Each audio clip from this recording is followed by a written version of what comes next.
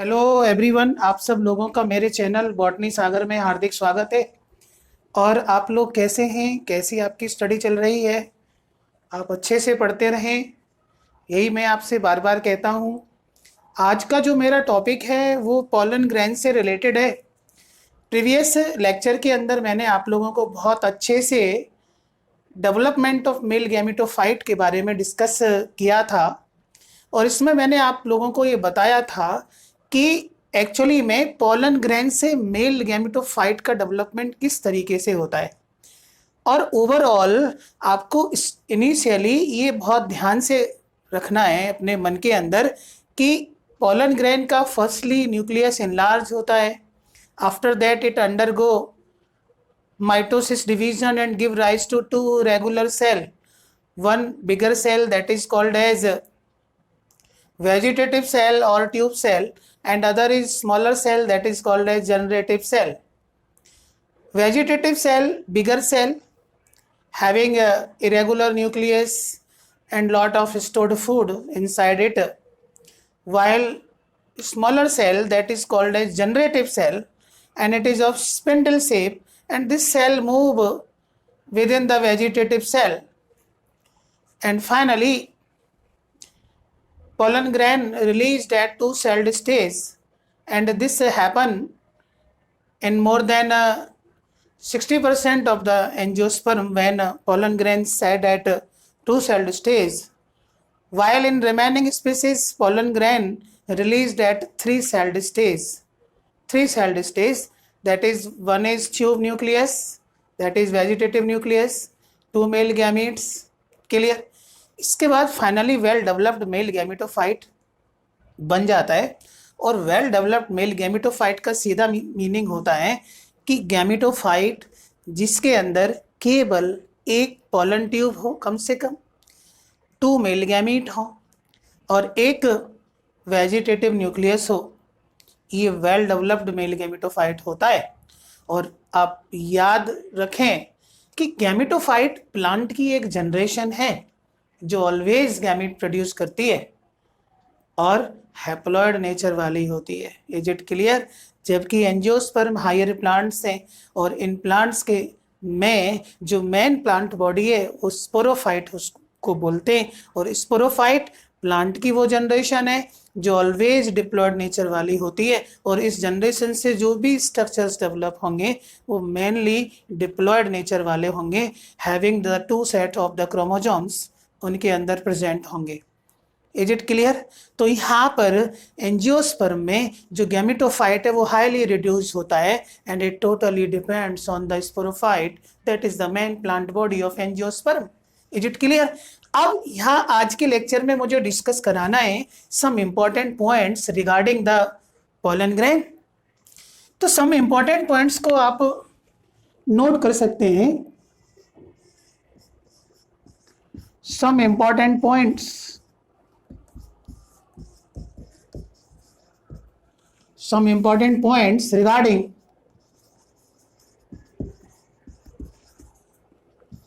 pollen grain.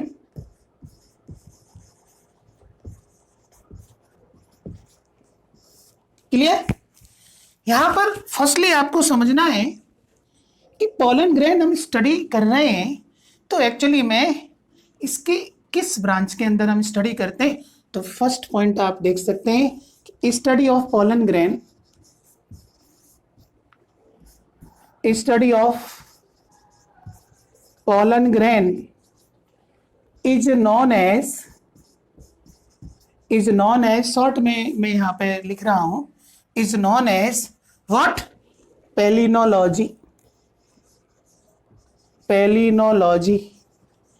And the scientist who works on pollen grain called as palynologist. Clear? अब यहाँ पर जो पीके के नायर हैं, एक साइंटिस्ट जो फेमस इंडियन पैलिनोलॉजिस्ट हैं, PK Nair is regarded as famous Indian पैलिनोलॉजिस्ट,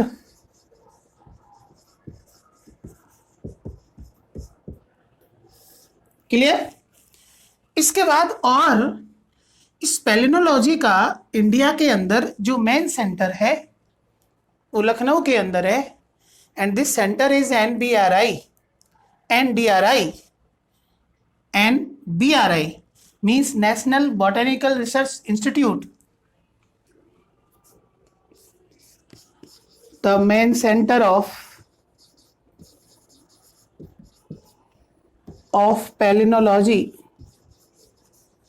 palynology,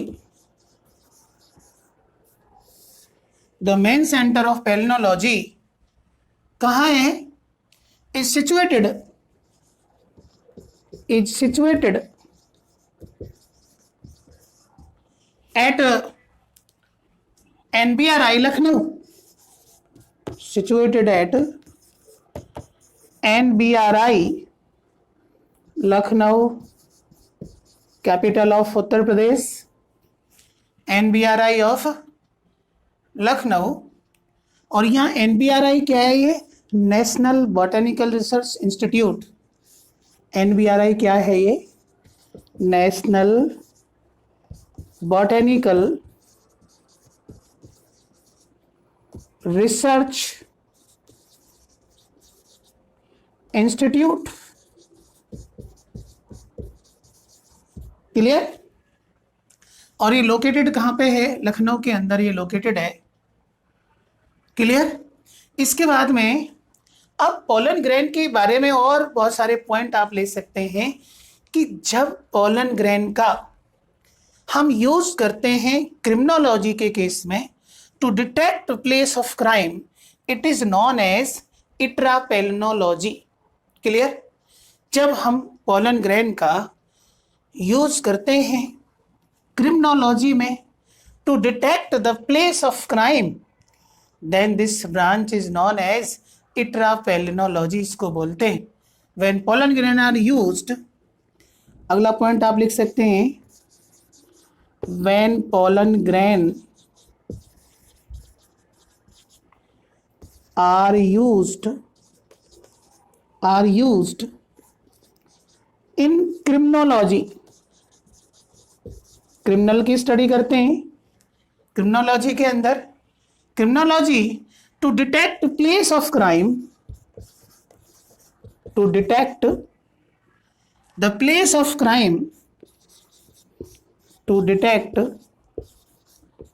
the place of crime means जिस प्लेस पर क्राइम हुआ है उसको डिटेक्ट करने में पोलन ग्रेन का कितना यूज होता है, और इसको हम इट्रापेलिनोलॉजी बोलते हैं, क्लियर। इट इज नोन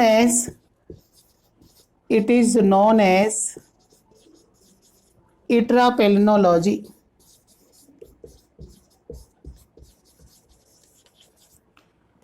इट्रापेलिनोलॉजी मतलब इट्रापेलिनोलॉजी वो ब्रांच है जिसके अंदर हम पोलन ग्रेन का स्टडी करते हैं क्राइम को डिटेक्ट करने के लिए, क्लियर। क्योंकि pollen grain are dispersed by the plants here and there with the help of various type of pollinating agencies. So with the help of study of pollen grain, expert detect the place of crime, clear।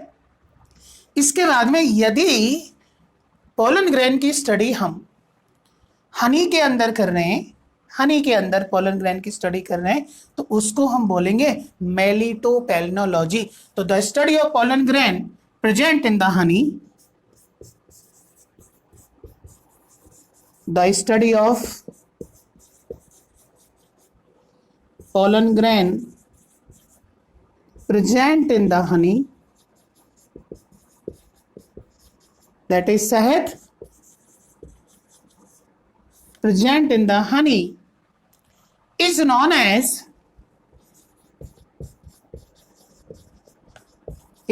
as मेलिटोपेलिनोलॉजी। क्या बोलते हैं? is known as melitopalenology. What? melitopalenology. Clear?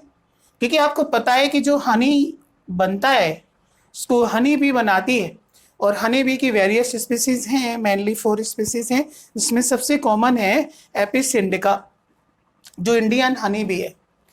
और यहाँ पर हनी के अंदर, क्योंकि आपको पता है कि जो हनी बी है ये मेन पॉलिनेटिंग एजेंट है, और एंजियोस्पर्म में आप ये समझिए कि 80% के लगभग जो पॉलिनेशन है that is done by the honey बीज।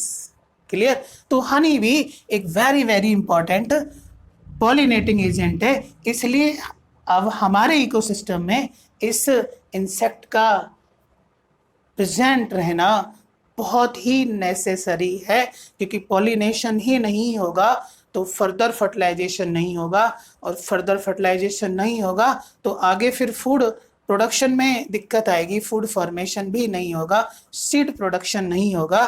क्लियर? इसके बाद नेक्स्ट पॉइंट ले सकते हैं आप, कुछ प्लांट स्पीसीज के जो पॉलन ग्रेन हैं वो डिफरेंट टाइप की एलर्जी भी कॉज करते हैं, स्किन डिजीज भी कॉज करते हैं। अब यहाँ पर जो पॉलन ग्रेन है कांग्रेस ग्रास के, जिसको हम पार्थेनियम हिस्टेरोस्पोरस बोलते हैं, तो पार्थेनियम जो कि कैरेट ग्रास इसको बोला जाता है, कांग्रेस ग्रास इसको बोला जाता है। एक्चुअली में इंडिया के अंदर इसका कॉन्टामिनेशन हुआ था वीट के साथ में। क्लियर? तो नेक्स्ट पॉइंट आप यहाँ पर ये देख सकते हैं कि the pollen grain of Congress grass, the pollen grain of Congress grass that is parthenium heterosporous, पूरा नाम है पार्थेनियम हेटेरोस्पोरस। इसके जो पोलन ग्रेन है जनरली एलर्जी कॉज करते हैं और स्किन डिजीज भी कॉज करते हैं।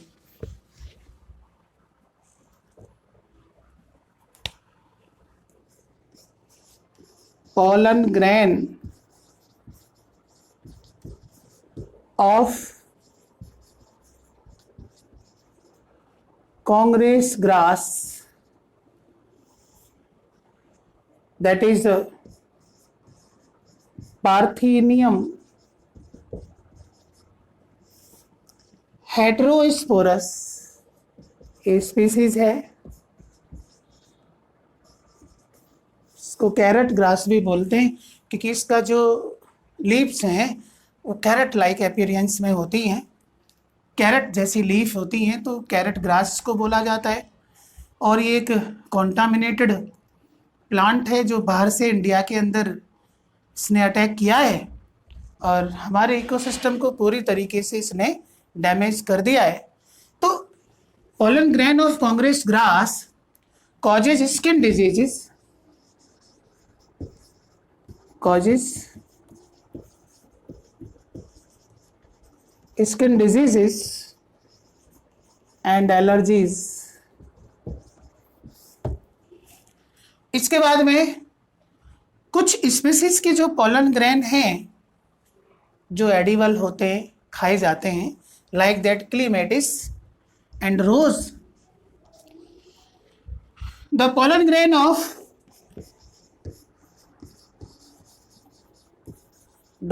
Grain of rose, that is Rosa indica, its botanical name. The pollen grain of rose and clematis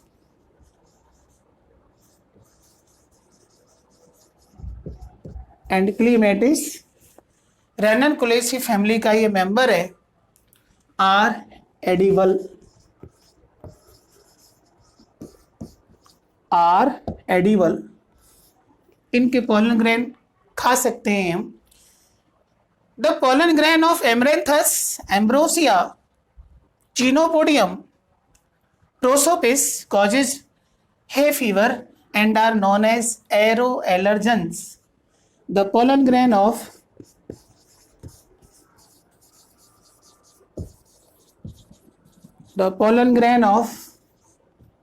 amaranthus,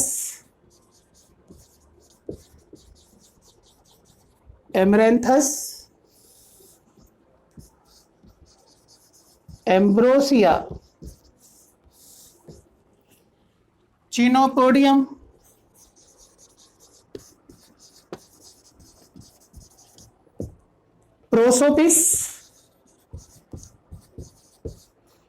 Prosopis सिनेरिया, ये स्टेट ट्री है राजस्थान का, जिसको हम हिंदी में खेजड़ी प्लांट बोलते हैं, खेजड़ी tree.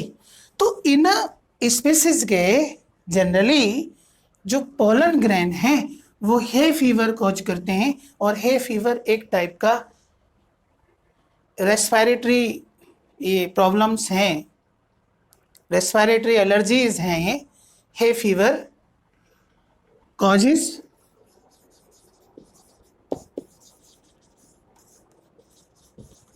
hay fever and are known as aeroallergens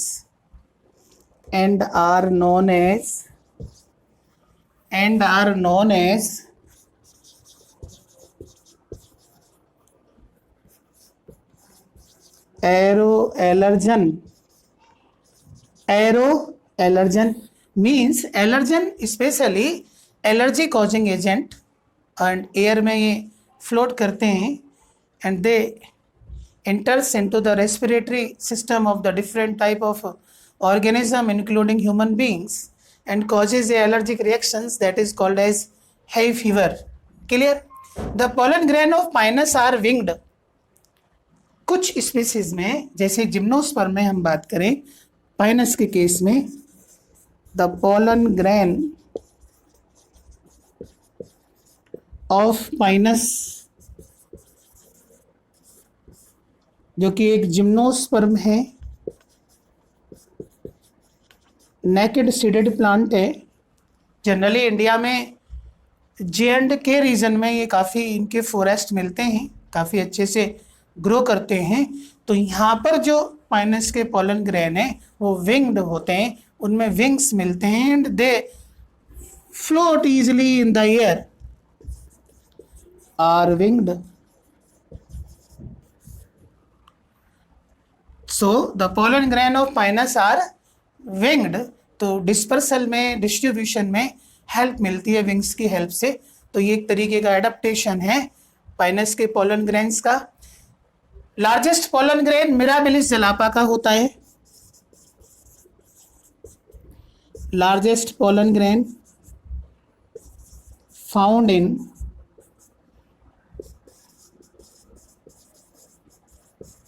mirabilis जलापा।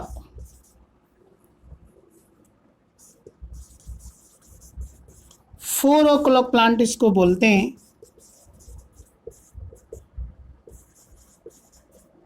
Four o'clock plant, और काफ़ी ये एक्सपेरिमेंटिंग प्लांट है। और इस प्लांट पर कार्ल कोरेंस ने कोडोमिनेंस फिनोमेना को डिस्कवर किया था फर्स्ट टाइम। तो मिराबिलिस जलापा एक एक्सपेरिमेंटिंग प्लांट है और इसमें जेनेटिक्स का एक कंसेप्ट डिस्कवर्ड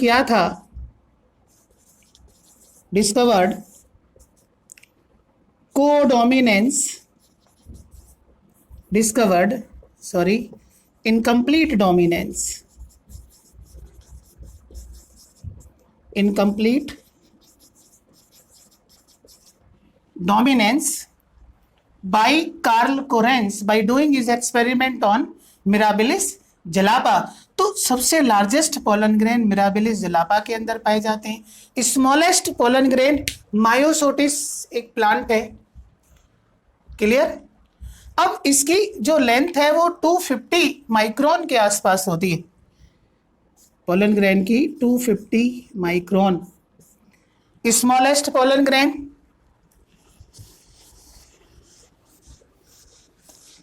मायोसोटिस 10 माइक्रोन की लेंथ होती है इस पोलन ग्रेन की। सबसे छोटा ये पोलन ग्रेन होता है ओवरऑल। तो स्मॉलेस्ट पोलन ग्रेन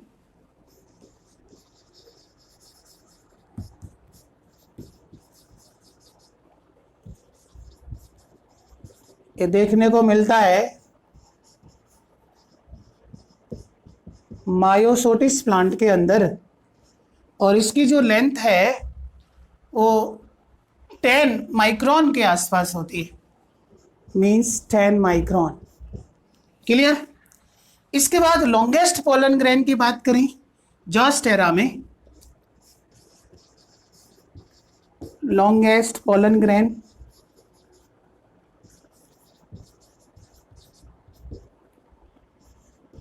जोस्टेरा, जो कि एक मैरीन एंजियोस्पर्म है,